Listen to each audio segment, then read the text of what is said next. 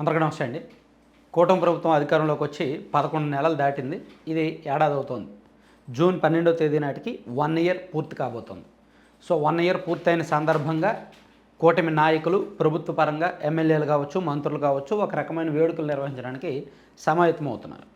So 1 year పూర్తవుద్ది కాబట్టి ప్రజల్లో కూడా సంక్షేమ పథకాలు అదనం ఇవ్వడం ద్వారా కొంత సంతృప్తి కలిగించుకోవాలనే ప్రయత్నాల్లో భాగంగా ఇప్పుడు అన్నదాత సుఖీభవ అలాగే తల్లికి వందనం అనే పథకాలు రెండు కూడా తీసుకొస్తున్నారు. సేమ్ జూన్ 12వ తేదీన కూటమి ప్రభుత్వం అధికారంలోకి వచ్చి 1 ఇయర్ అవుద్ది. జూన్ 12వ తేదీన పాఠశాలలు తెరుచుకోబోతున్నాయి. సో జూన్ 12వ తేదీ నాటికే పిల్లలకి తల్లికి వందనం పథకం ఇవ్వాలని, అలాగే జూన్ 12వ తేదీలోగానే రైతులకు అన్నదాత సుఖీభవ ఇవ్వాలని ప్లాన్ చేస్తున్నారన్నమాట. అయితే ఓవరాల్గా యాజ్ ఆఫ్ నౌ ఇప్పటి వరకు ఈ కూటమి ప్రభుత్వ పరిపాలనలో ఎలా ఉంది, పబ్లిక్లో ఫీడ్బ్యాక్ ఎలా ఉంది అనేది రకరకాల మార్గాల ద్వారా, ఇంటెలిజెన్స్ ద్వారా, ఐవీఆర్ఎస్ సర్వేల ద్వారా, ఇతర మాధ్యమాల ద్వారా చంద్రబాబు నాయుడు గారు ఎప్పటికప్పుడు ఫీడ్బ్యాక్ తెప్పించుకుంటున్నారు. ఎమ్మెల్యేల పనితీరు మీద సర్వే జరుగుతోంది, ఐవీఆర్ఎస్ కాల్స్ వస్తున్నాయి. నామినేటెడ్ పదవుల మీద కూడా ఇప్పుడు నామినేటెడ్ పదవులు ఇచ్చారు కదా, అవి సంతృప్తికరంగా ఉన్నాయా లేదా, అందరికీ సమన్యాయం జరిగిందా లేదా, అంతెందుకు ఏఎంసీ చైర్మన్ల పనితీరు ఎలా ఉంది, ఏఎంసీ చైర్మన్ పదవులు ఇచ్చి 2 నెలలు అయింది, 2 నెలలు కూడా అవ్వాల, అప్పుడే వాళ్ళ పనితీరు ఎలా ఉంది అనేది కూడా సర్వేలు జరుగుతున్నాయి. అలాగే వివిధ పాలసీలు, మద్యం పాలసీ కావచ్చు, కరెంటు విషయంలో, విద్యుత్ కోతల విషయంలో కావచ్చు, అలాగే ఇసుక లభ్యత విషయంలో కావచ్చు, ఇలా అనేక అంశాల మీద పదే సర్వేలు చేస్తున్నారు.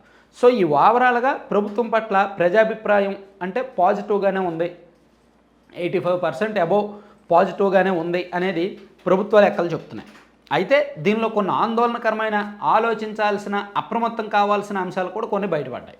మద్యము, ఇసుక, ఎమ్మెల్యేల పనితీరు, ఈ 3 వ్యవహారాల్లో కూడా బిలో 70% పాజిటివ్ వచ్చిందంట. మద్యం విషయంలో అంత సానుకూలంగా లేదు, ఎందుకంటే ఎంఆర్పీలు కంటే ఎక్కువ అమ్మడం, ప్లస్ బెల్ట్ దుకాణాలు ఎక్కువగా ఉండడం, ఎక్కడికక్కడ ఇబ్బడిముబ్బడిగా డే అండ్ నైట్ అమ్ముతుండడం వలన కొంత ఆ విషయంలో వ్యతిరేకత వస్తుంది. దాని మీద ప్రభుత్వం కూడా అలర్ట్ అవుతుంది. అలాగే ఇసుక లభ్యత విషయంలో కూడా ఇసుక ప్రభుత్వం ఉచితం అని బాగా ప్రమోట్ చేసింది.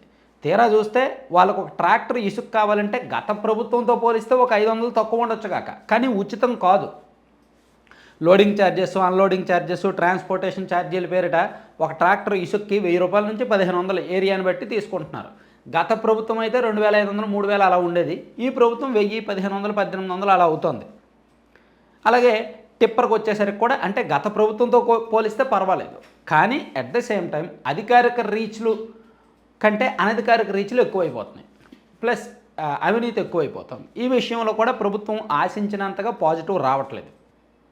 ఇలా ఈ 2 విషయాలు. అలాగే ఎమ్మెల్యేల గ్రౌండ్ లెవెల్లో ఎమ్మెల్యేల పనితీరు విషయంలో కూడా ప్రభుత్వం ఆశించినంతగా పాజిటివ్ రావట్లా, అరౌండ్ ఒక 60% మాత్రమే పాజిటివ్ వస్తుంది.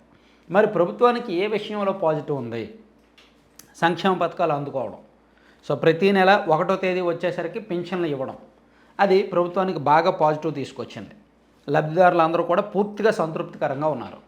అలాగే గ్రౌండ్ లెవెల్లో అందుతున్న పథకాలు, ఇతర సర్వీసుల విషయంలో పూర్తి పాజిటివ్గా ఉన్నారు. అలాగే గ్రామాల్లో జరుగుతున్న సీసీ రోడ్లు, అభివృద్ధి పనుల విషయంలో కూడా పూర్తి పాజిటివ్గా 87% అబోవ్ పాజిటివ్గా ఉన్నారు. ఇలా అంటే కొన్ని పథకాలు అండ్ అభివృద్ధి విషయంలో ప్రభుత్వానికి పాజిటివ్ రిపోర్ట్ వస్తుంది. అవినీతి అండ్ ఇంకొన్ని వ్యవహారాల్లో ప్రభుత్వానికి కొంత నెగిటివ్, అంటే పాస్ మార్కులు వచ్చినప్పటికీ, ఫస్ట్ క్లాస్ మార్కులు వచ్చినప్పటికీ ఆశించినంత పాజిటివ్ రావట్లేదు. అందుకే ఈ విషయంలో చంద్రబాబు గారు 1 ఇయర్ అయిన తర్వాత ఒకసారి ఫుల్గా రివ్యూ, మంత్రివర్గ ప్రక్షాళన కూడా ఉంటుంది కదా, మంత్రివర్గ మార్పులు చేర్పులు ఉంటాయి కదా, ఆ తర్వాత ఒకసారి పూర్తిగా రివ్యూ పెట్టుకొని కొత్తగా మంత్రులకు దిశానిర్దేశం చేసి కొంచెం టార్గెటెడ్గా జాగ్రత్తగా వెళ్ళడానికి ప్రణాళికలు రచిస్తున్నారన్నమాట. Thank you.